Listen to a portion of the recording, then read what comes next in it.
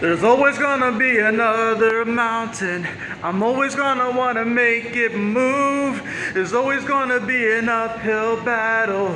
Sometimes I'm gonna have to lose. It ain't about how fast I get there. It ain't about what's waiting on the other side.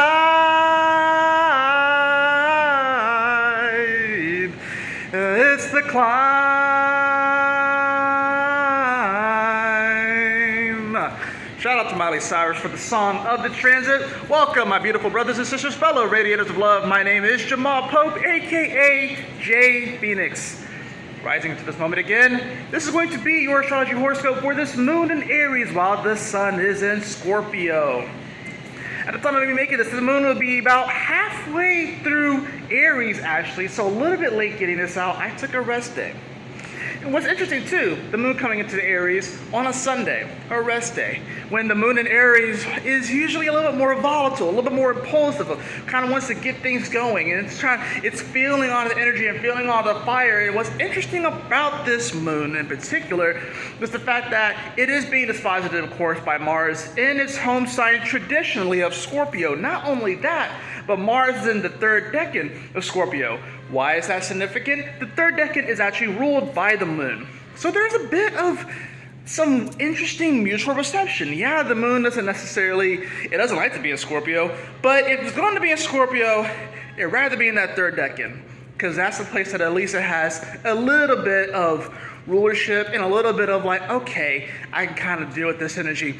This is all about, I've been saying for a long time, that second motor, that second gear. And when I was thinking about this transit yesterday morning, I had the song. I knew what the song was going to be yesterday morning when I got in the shower. And I got in the shower and I was thinking like, what is the song? I don't really know what this moon in Aries was. The last couple of ones that I did, they came immediately. And then I'm suddenly just sitting there in the shower and it came up and it was like, the climb. And I'm like, the climb? Whenever I think of a climb, whenever I think of that, whenever I think of mountains, I usually think of Capricorn energy, but I always forget that Rams live in the mountains too. I think we always forget about that. There's a reason why Mars exalts itself in Capricorn. And then I listened to the lyrics and I was like, actually, no, that is very much so it. There is always going to be another mountain. It is a climb. We're always going to want to make it move. We're always going to want to ram our way through. We're always going to want to try and get some kind of motion. And we are always concerned about how fast it is. We're always concerned about, what's on the other side and trying to make it to the other side. And if you look at Rams, they ram their ways through things. But what's interesting about Rams, if you've ever watched a video of two male Rams butting heads, there's always a pause and there's an echo. It's pretty freaking wild and crazy. Watch a video of it. It's like they ran into each other, pow, and then they just stop. It's like they have to collect themselves. They're probably dizzy. Even with all that headgear and all that protection, they're probably a little bit dizzy. They're stunned. And I think after this moon went through this Pisces, I think it's kind of poetic that the moon comes into Aries on a Sunday, because I think we are kind of stunned. Right? Not only that, but we're coming to a head-on collision with another full moon. So the reflection is becoming fuller and fuller. The full moon isn't the point of just, this is a reflective moment and you're looking into the mirror and whatever. No, you're looking into the mirror as the moon becomes fuller and fuller. It's just not all the way. It's kind of like this.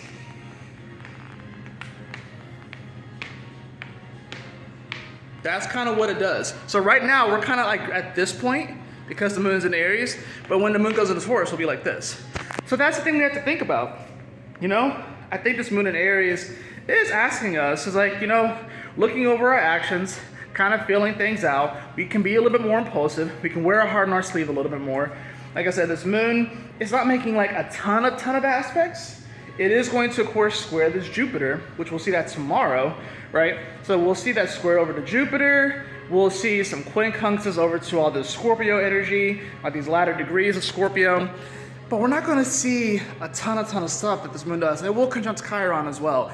What's interesting is that it will conjunct Chiron as it's squaring over to Jupiter. So that's the thing about it. Chiron, in many ways, can represent the loss, especially if that song talks about sometimes we're going to have to lose. And Aries never wants to lose. And I think the way that Aries kind of covers up, or Aries energy kind of covers up, even just the pondering process of what it means to lose, is that it just makes another action and keeps going.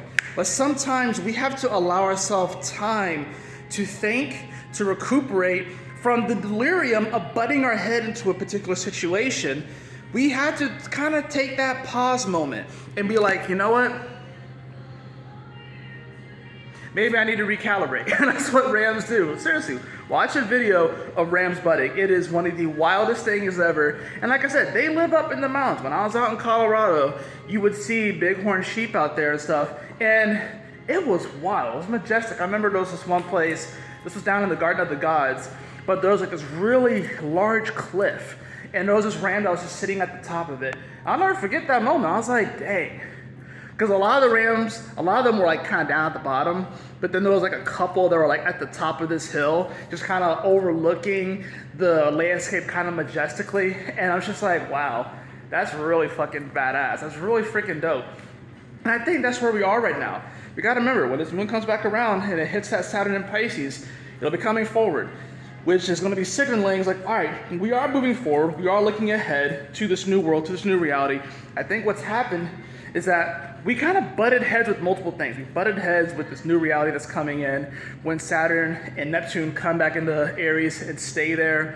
We kind of got a glimpse, a taste of what the new world can look like, can feel like, the new structures that can come up, these new realities, you know, new business opportunities, new dreams are formulating and stuff like that. It's like the new pantheon. It's kind of the way I'm seeing it. It's kind of like the new pantheon. It's starting to form, but it's still in its infancy. So we got a taste of that. And now that these energies are back in Pisces, it's like we're getting squeezed from both sides. So this moon in Aries is ironically giving us an opportunity to kind of actually pause, even though it wants to move and wants to get things going, but it's giving us this moment to kind of pause. We are in the moment after we just rammed our head into something and we're having to ponder on our decisions. It was like, did I need to ram my head into that thing? Did I need to try and force the issue? Or do I need to kind of calibrate? And that's where the full moon in Taurus is going to be teaching us, is like, it's all about what you value. Because here's the thing though, sometimes you're gonna lose, sometimes you're gonna get hurt. And that's what the whole moon Chiron thing is going to be happening with. And then the square over to Jupiter. We have to ask ourselves, what are the things that we hurt for? You know, that comfortability. What are we willing to hurt for? What are we willing to suffer for? That's the interesting thing about this, is that even the things that you love, the things that you like, will make you suffer at some point, right?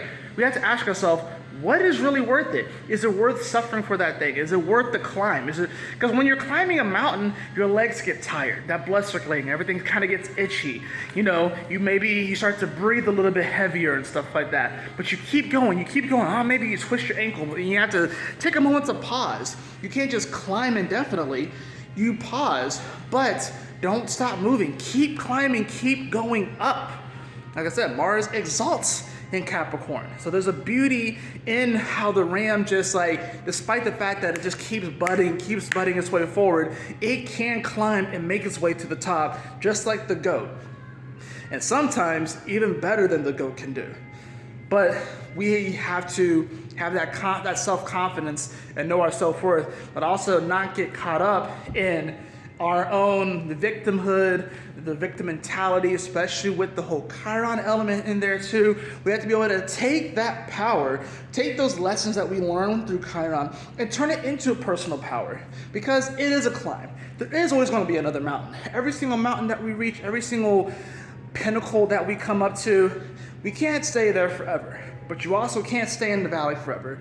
So a lot of it does come down to our mentality as well. So that's what I have for you all for this moon in Aries, sun in Scorpio transit. I trust that this message will assist you on your journey. And I will see you all for the full moon in Taurus video. Later.